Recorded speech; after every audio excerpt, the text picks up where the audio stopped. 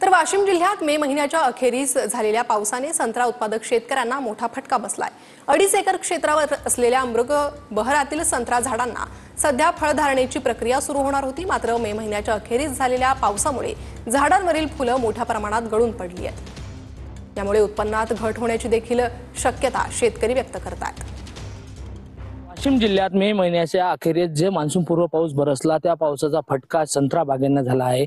मृग बहार जो फळ धरणा होणार होती, मात्र ती कुठेतरी रखडली गेली आहे। त्यामुळे शेतकऱ्याचं अतोनात नुकसान झालंय। मी एक कोंडाळा जांभरे या शेत शिवारात असून या ठिकाणी या शेतकऱ्यांनी 300च्या जवळपास ही झाडे लागवड केली होती। 2.5 एकरामध्ये ही लागवड झाल्यानंतर आता त्याला कुठेतरी मृग बहारचा फळ धरणा होत होती, मात्र या ठिकाणी जो मान्सूनपूर्व पाऊस झाला त्याच्यामुळे ही फळ कुठेतरी ही धरणा झाली नाही। त्यामुळे शेतकऱ्याचा जो 1 वर्षाचा बहार तो कुठेतरी आता नष्ट होणार आहे। त्यामुळे शेतकऱ्याचं मोठ्या प्रमाणात नुकसान होणार आहे। 15 मे पासून पाणी जे सुरू झाला तर त्याचाच परिणाम जे फुलावर फुलबहारावर आहे तर ते झालेलं आहे।